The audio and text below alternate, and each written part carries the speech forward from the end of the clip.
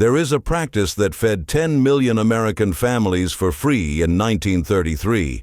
It cut grocery bills by 60%. It required no fertilizer, no machines, and no corporate permission. The government promoted it on the radio, printed instruction manuals, and sent agents door to door teaching people how to do it. Then we made it illegal. We did not ban it because it failed. We banned it because it succeeded without generating profit. A backyard that feeds itself cannot be taxed, cannot be patented, and cannot require annual seed purchases. And what cannot be controlled cannot be sold. Today, families face $50 per day fines for doing what saved millions during the Great Depression. This is the story of the Victory Garden. The archive opens in 1933. The Great Depression has entered its fourth year. 25% of American workers have no jobs. Bread lines stretch around city blocks. Families eat once a day, if they eat at all. In rural areas, children show signs of malnutrition that doctors have not seen since the previous century. The United States Department of Agriculture faces a crisis. Industrial farms are collapsing. Food prices have dropped so low that farmers plow crops under rather than harvest them. Meanwhile, millions go hungry because they cannot afford even those collapsed prices. In April 1933, the USDA launches the Relief Garden program. The concept is simple. Distribute free seed packets, publish instruction guides, send county extension agents door to door teaching families how to turn backyards, empty lots, and strips of parkland into vegetable plots. Secretary of Agriculture Henry Wallace calls them subsistence gardens. The press calls them relief gardens. Families call them survival. The government provides 20 million seed packets that first year. Tomatoes, beans, lettuce, carrots, squash. The packets arrive with single-page instruction sheets. When to plant, how deep, how far apart. Extension agents, mostly women, visit neighborhoods offering free advice. They teach crop rotation, pest management, and soil preparation using methods that require no purchased inputs. By the end of 1933, 3 million American households have planted relief gardens. By 1934, that number reaches 5 million. The results shock even USDA officials. A typical family garden measures 20 by 30 feet, 600 square feet of dirt.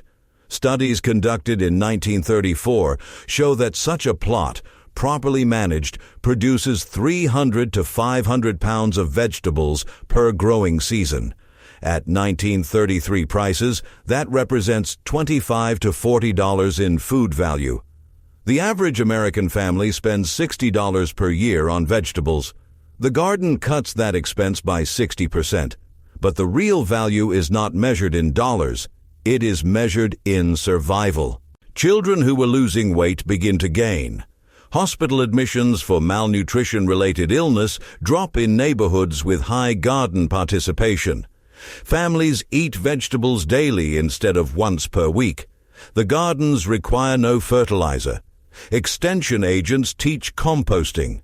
Kitchen scraps become soil amendments. The gardens require no pesticides. Agents teach companion planting and manual pest removal. The gardens require no machinery. Families use shovels and hoes they already own or borrow from neighbors.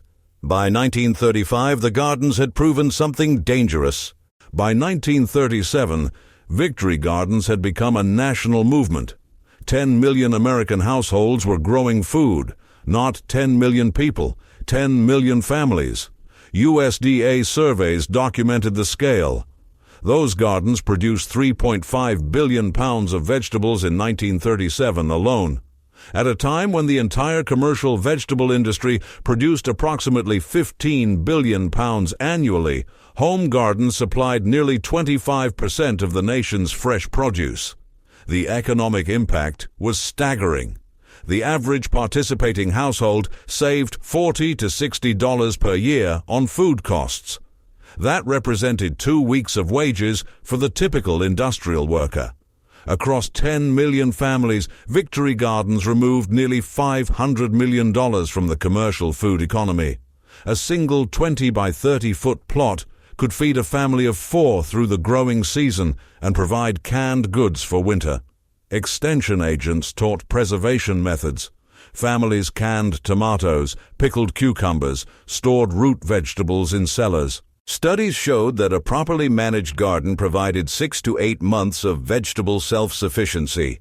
The gardens required no industrial inputs, no synthetic fertilizer, no mechanized tilling, no purchased pest control.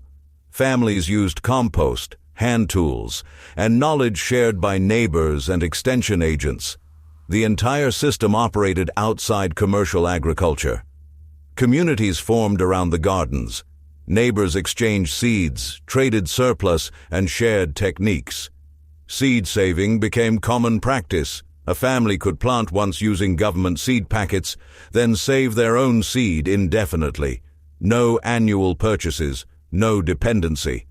But commercial agriculture was watching. The National Association of Retail Grocers noted the trend in internal documents. Produce sales had declined in neighborhoods with high garden participation. The American Seed Trade Association tracked the decrease in seed packet purchases. Trade journals published articles questioning whether Victory Gardens represented unfair competition with legitimate business.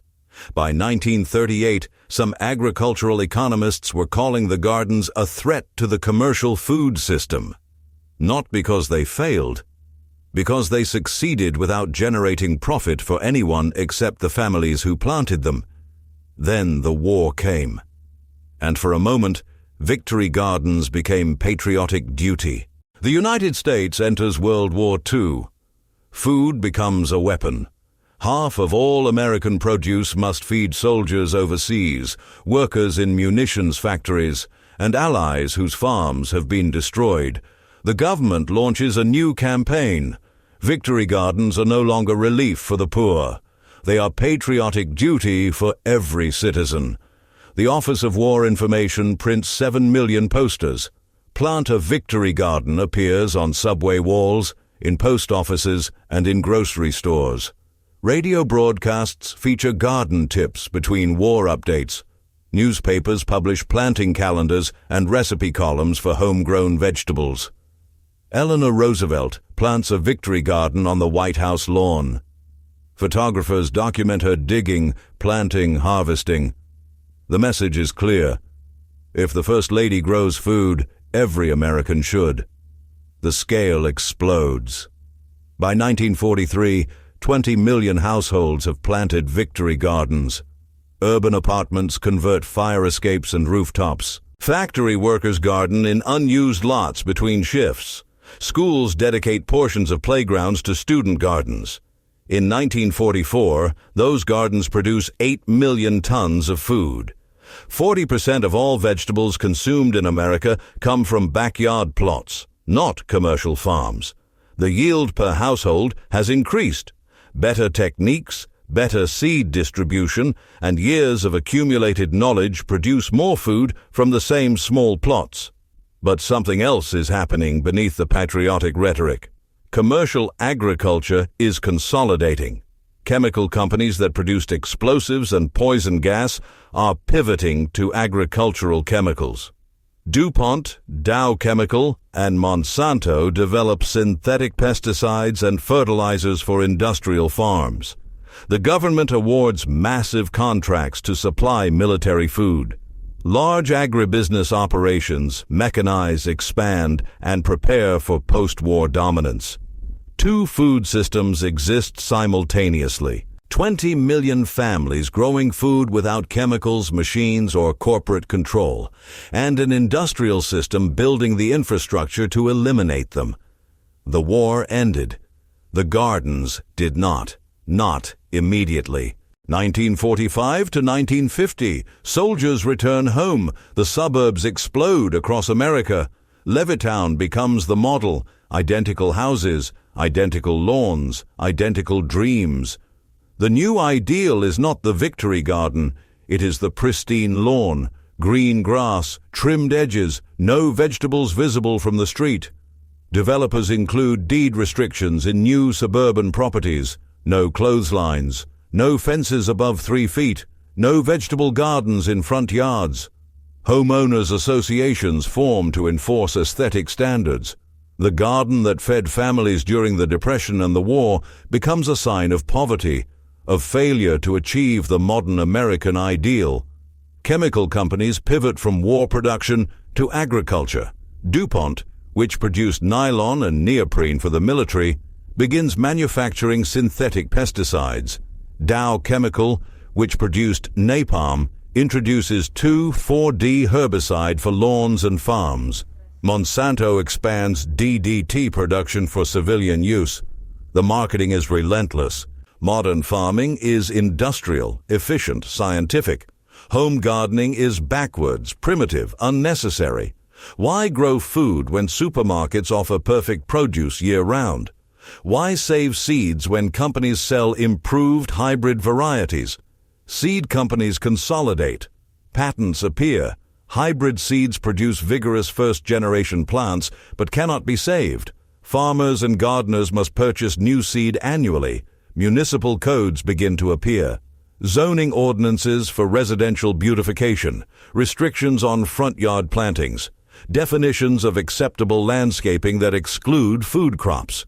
By 1955, Victory Garden participation has dropped 70%. Not because families chose to stop.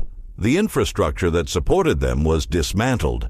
Extension agents reassigned. Seed distribution ended. Social pressure and legal restrictions made gardening difficult, then shameful, then in some places illegal. They did not abandon the gardens. The gardens were taken from them.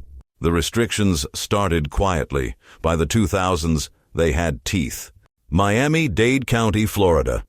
Hermine Ricketts and Tom Carroll have maintained a front yard vegetable garden for 17 years. Tomatoes, kale, lettuce. The garden provides 80% of their food. The county issues a violation notice. Front yard vegetable gardens violate the code. The garden must be destroyed within 30 days or face fines of $50 per day. Ricketts and Carroll refuse. They file suit. The case goes to court. The county argues that vegetable gardens harm aesthetic character and lower property values. The court rules against the homeowners. The garden is destroyed. Orlando, Florida. Jason and Jennifer Helvenston face similar charges. Their front yard garden violates city beautification standards. They fight the ruling. The city code defines acceptable landscaping. Flowers and ornamental shrubs are permitted. Vegetables are not. The court upholds the city. The garden is removed. Drummondville, Quebec. Michelle Beauchamp and José Landry plant vegetables in their front yard. The city fines them $300 per day until the garden is removed. Total fines reach $45,000 before they comply. The legal reasoning is consistent. Aesthetic standards, neighborhood character, property values. The actual impact on neighbors is never measured. The nutritional benefit to families is never considered. The reduction in environmental impact is never mentioned. Oak Park, Michigan. Julie Bass faces 93 days in jail for planting tomatoes and peppers in raised beds in her front yard. The city code requires suitable plantings. Bass argues vegetables are suitable. The city argues suitable means common, and vegetables are not common. Texas, Georgia, California, the pattern repeats. HOAs fine homeowners hundreds of dollars per month. Municipal codes enforce lawn requirements. Front yard food production becomes grounds for eviction, liens, and foreclosure. The gardens that saved 10 million families in 1933 and fed 40% of America in 1944 are now illegal in thousands of jurisdictions across North America. While families were being fined for growing food, researchers were measuring what those gardens could do. University of California Agricultural Extension Studies in 2014 documented home garden productivity. A 100 square foot plot produces an average of 300 pounds of vegetables per growing season. Industrial farms produce 50 pounds per 100 square feet. Home gardens yield 6 times more food per square foot than commercial operations. The nutritional difference is greater. Vegetables harvested at peak ripeness contain 2 to 3 times the vitamin content of commercially grown produce picked early for transport. A tomato eaten within hours of harvest has 50% more vitamin C than one picked green, shipped 1,500 miles, and artificially ripened with ethylene gas. Economic studies show consistent results. A 2015 analysis by the National Gardening Association found that the average gardener spends $70 on seeds, soil amendments, and tools. The average harvest value is $600, an 8-to-1 return. For families spending $4,400 annually on food, a productive garden reduces that cost by 15 to 20%. Environmental impacts are measurable. The average American meal travels 1,500 miles from farm to plate. Transportation accounts for 11% of food system emissions. Home gardens eliminate transport entirely. 0 emissions, 0 refrigeration for storage, 0 plastic packaging. Soil impacts reverse. Industrial agriculture depletes topsoil at a rate of 1% per year in many regions. Home gardens using compost build soil. Organic matter increases. Water retention improves. Microbial diversity expands. University of Sheffield studies in 2010 documented mental health benefits. Gardeners show 30% lower rates of depression and anxiety. Physical activity, exposure to soil microbes, and connection to food sources contribute to measurable health improvements. Communities with higher rates of home gardening show lower food insecurity. A 2018 study of urban neighborhoods found that blocks with 30% or more households gardening had 40% lower rates of emergency food assistance use. The data was clear. The prohibitions continued. The reason was not safety or aesthetics. It was control. The global seed industry is worth $63 billion annually. 4 corporations control 60% of that market: Bayer, Corteva, ChemChina, and Limagrain. Patents cover most commercial seed varieties. Farmers cannot legally save and replant seed from patented crops. They must purchase new seed every year. Hybrid varieties and terminator gene technology ensure dependency. First-generation hybrids produce vigorous plants. Second-generation seed from those plants produces weak or sterile offspring. The system requires annual purchases by design. The chemical agriculture industry generates $270 billion per year. Synthetic fertilizers, pesticides, and herbicides.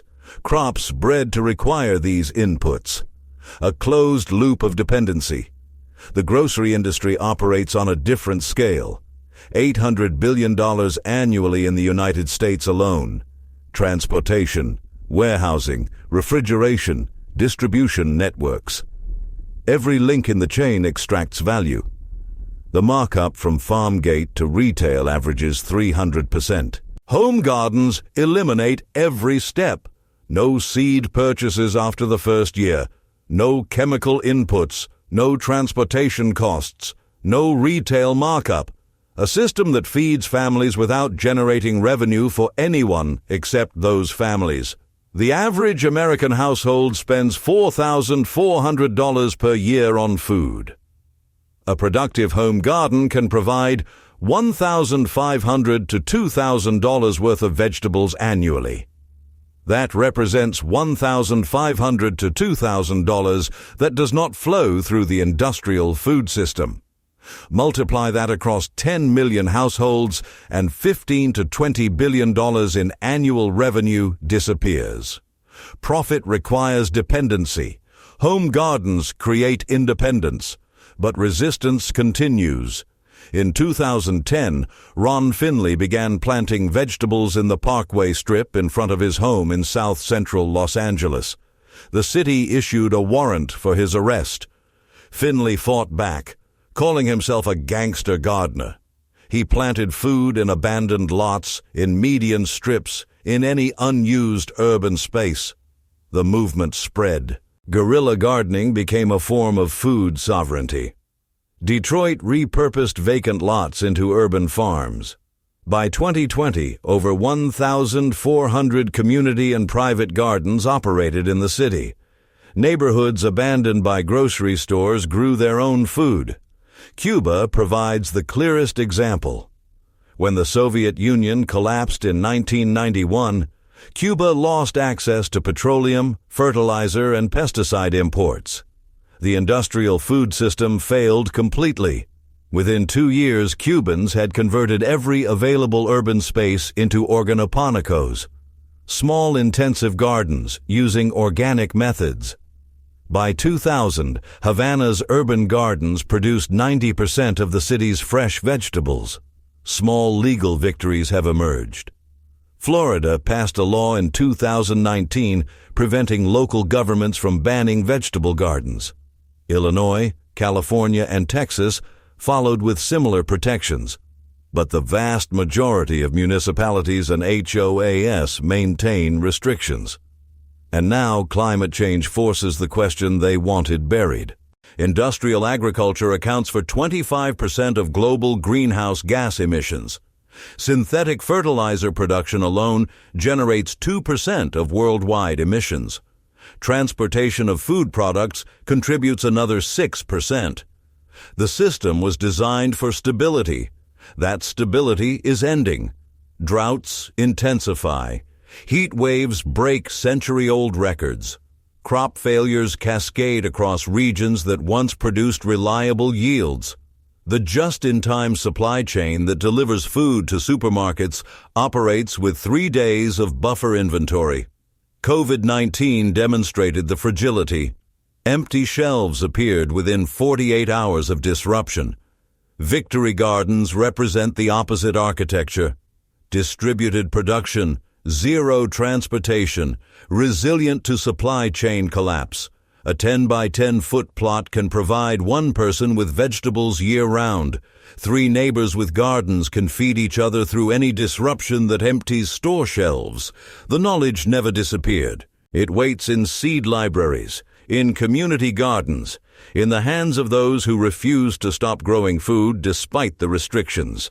Small victories continue. Some municipalities reverse bans. Some HOAs update covenants. But the vast majority of residential codes still prohibit or restrict food gardens. The pattern returns. In 1933, the government promoted victory gardens as survival for families facing economic collapse. In 2024, those same gardens face legal prohibition, not because they fail to produce food, because they produce food without generating profit for corporations that depend on your dependency. Check your local municipal codes. Check your HOA covenants.